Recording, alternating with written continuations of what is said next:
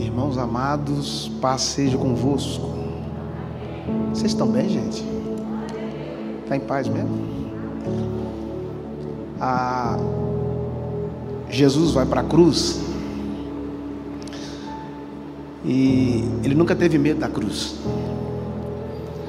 porque quando você sabe para onde está indo, você não teme aquilo que está vindo. O processo pode tocar na sua carne, mas não pode ferir o seu propósito. Na verdade, o processo é o fundamento do propósito. Quem foge dos processos se perde no propósito. A dor do seu processo fará você viver um nível de propósito, e esse nível de propósito fará você ter uma vida de promessas. E é engraçado que quando Jesus esteve na cruz, se você ler o Evangelho de Mateus, a Bíblia diz que houve um terremoto. E esse terremoto foi tão forte que ele fendeu rochas, abriu sepulturas, mas não conseguiu derrubar um pedaço de madeira fincado na terra. Por que a cruz não caiu? Esqueceu quem estava nela? É por isso que em plena pandemia você está de pé. Esqueceu quem está em você? É por isso que nós estamos de pé, porque o Espírito de Deus está em nós. Quando Jesus dá o brado na cruz, José de Arimateia, que era um dos discípulos, há quem diga que era um senador em Roma, há uma influência grande para pegar o corpo de Jesus e levar para um sepulcro novo. Olha que coisa, o sepulcro zerado, porque Jesus, Deus, ele tem mania de estrear as coisas. Jesus nasceu de uma virgem, subiu em cima do jumento, que homem nenhum havia subido, e entrou dentro de um sepulcro que homem nenhum havia entrado. Em outras palavras, ele gosta de inaugurar. E é engraçado que quando ele entra dentro do sepulcro, colocaram uma pedra, colocaram uns guardas na entrada do sepulcro, com medo dos discípulos ir lá e tomar o corpo. No domingo de manhã, quando Maria acorda pela manhã, que eu disse hoje à tarde que quem acorda cedo vê primeiro.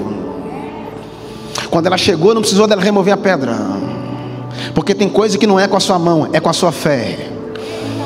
Tem pedras que você não remove com a mão, mas é com a fé, porque o justo viverá pela fé.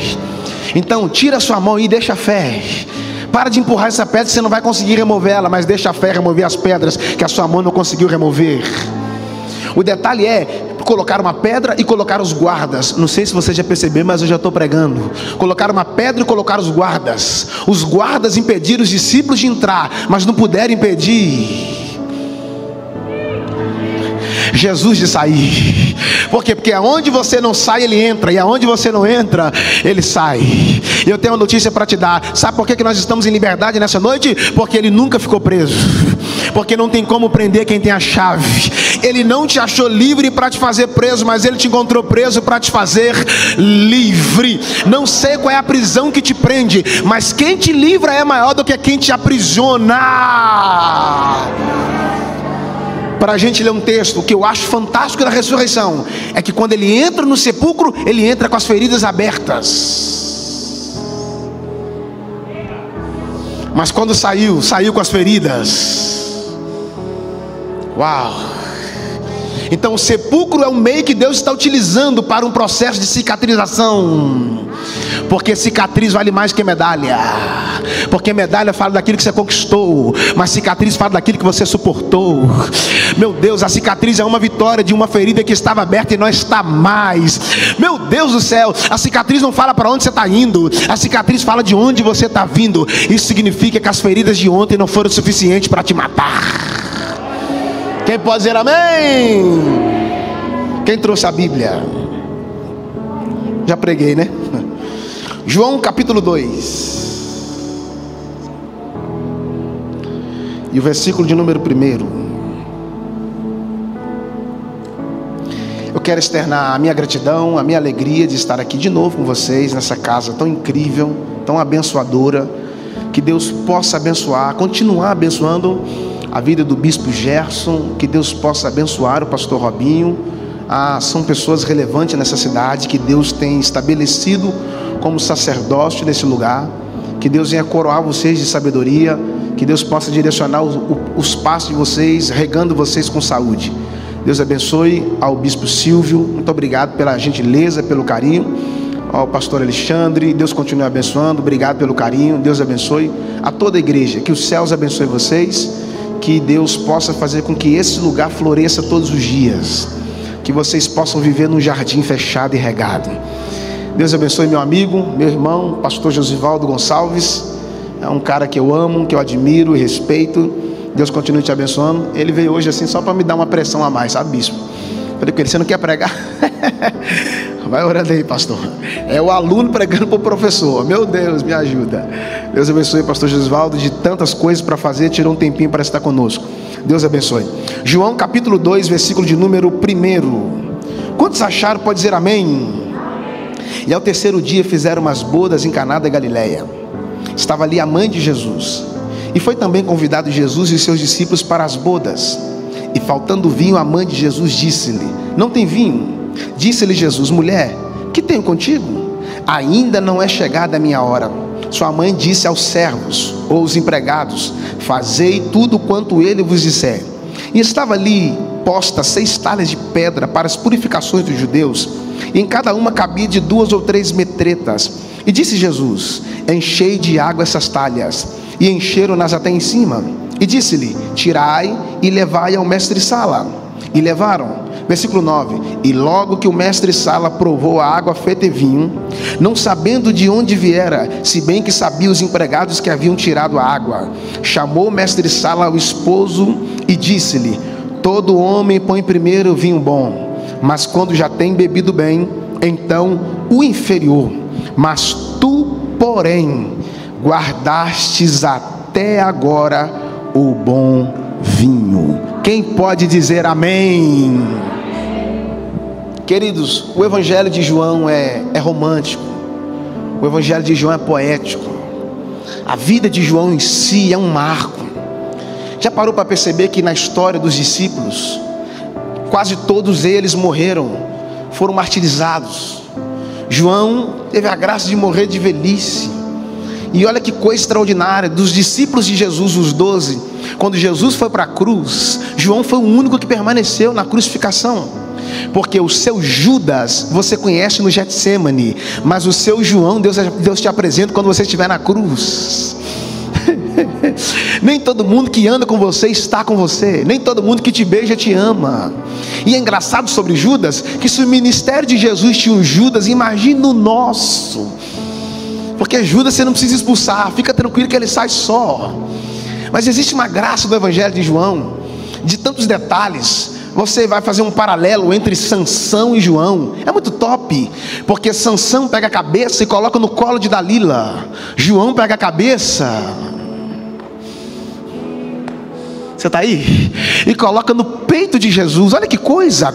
Quando você coloca a cabeça no colo de alguém que não tem aliança contigo, é porque você já foi seduzido. Mas quando você coloca a cabeça no peito de alguém, significa que você quer ouvir a batida do coração. Então, se Davi é o homem segundo o coração do Pai no Velho Testamento, João é o homem segundo o coração do Filho no Novo Testamento.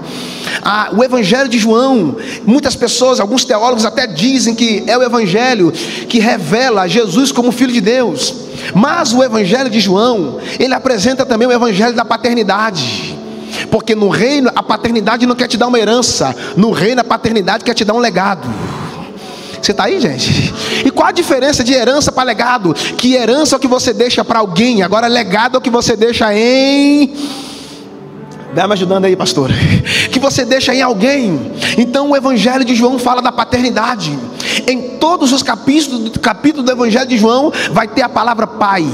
No evangelho de João, por 122 vezes você vai ler a palavra pai. Não é à toa que no Velho Testamento os homens tinham Deus como Deus. No Novo Testamento Jesus tem Deus como pai. E qual a diferença de ter Deus como Deus e ter Deus como Pai? É que quando você tem Deus como Deus, você sacrifica. Agora quando você tem Deus como Pai, você obedece. Irmão, guarda isso. Deus não está à procura de homens de sacrifício, Deus está à procura de filhos de obediência. O que a Bíblia diz? Que é melhor obedecer do que eu sacrificar. É melhor obedecer do que eu sacrificar. Na verdade, toda obediência te leva a um sacrifício. Obedecer é você fazer aquilo que não queria, mas fazer bem feito. Você não está aqui. Deus não dá autoridade para filhos que não têm obediência. Você só recebe autoridade quando você entrega obediência. Quer uma prova? Quando você tem filhos, o filho mais velho sempre fica com a chave. Porque não é só questão da hierarquia, não é só questão de ser o primogênito, é questão da obediência.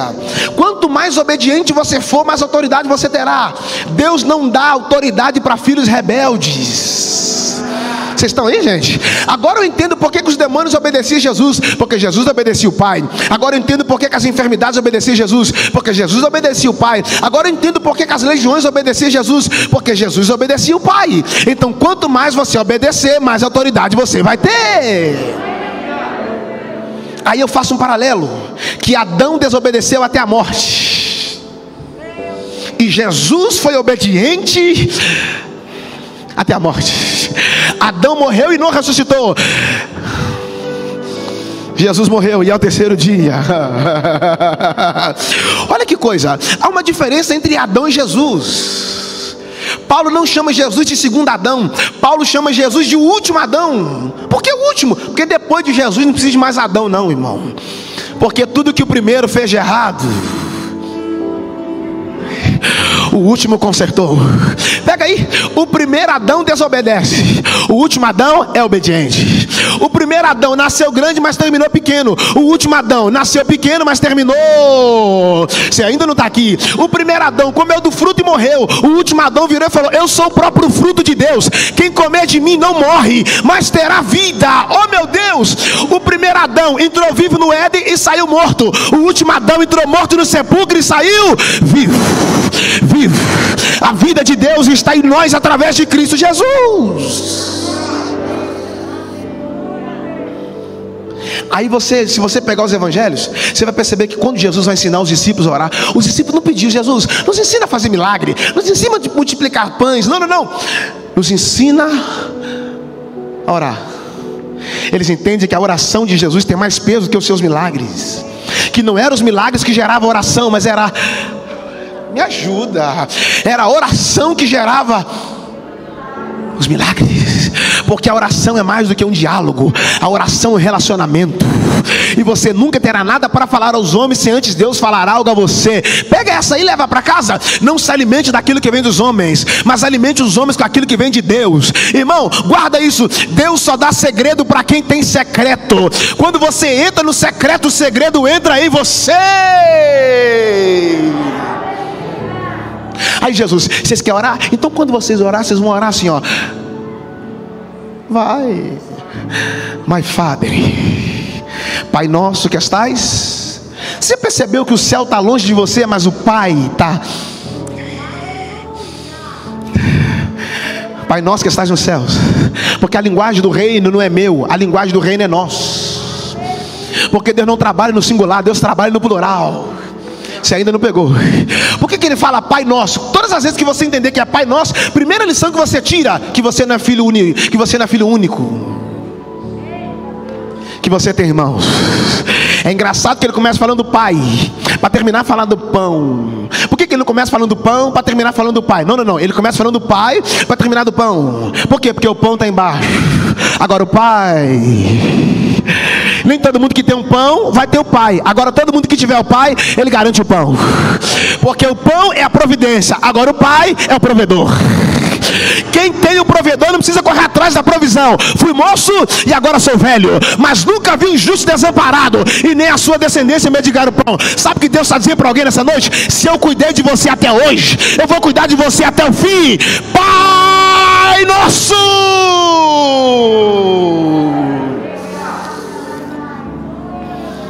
Está quente aqui.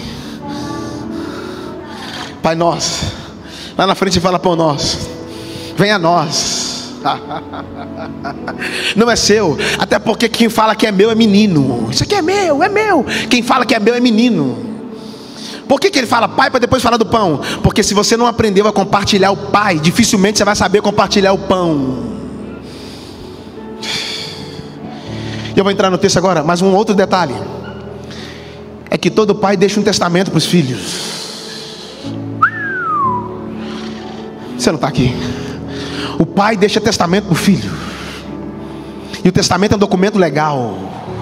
O testamento é um documento original, que não pode ser mudado, que não pode ser apagado. Não é os filhos que deixam o testamento para o pai, é o pai que deixa o testamento para os filhos. Não é à toa que quando você abre a Bíblia, antes do Gênesis vai estar escrito o que lá? Velho, ajuda ela, gente. Velho Testamento.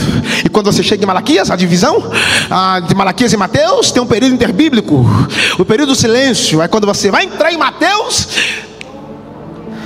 por que 2 testamentos? Porque são 2 meninas, são 2 filhas, Israel e a igreja. E o lindo do testamento, que o testamento não pode ser mudado. Meu Deus, o testamento não pode ser alterado. O testamento é um documento que o pai deixou oficialmente. Então todas as vezes que você acordar de manhã, a primeira coisa que você precisa fazer, você está aí, você está aí, você está aí. Quando você acordar de manhã, a primeira coisa que você precisa fazer, abrir o testamento e enxergar aquilo que você tem por direito. Porque sempre o inimigo vai falar para você: olha, isso aí é conversa. Espera aí, Satanás. Uma coisa é o que você está falando, outra coisa é o que está escrito. O que você está falando não pode mudar o que está escrito. Agora o que está escrito pode mudar o que você está falando. Ai, ai, ai, ai, ai. Então todas as vezes que você acordar, você precisa ler o testamento. Porque o inimigo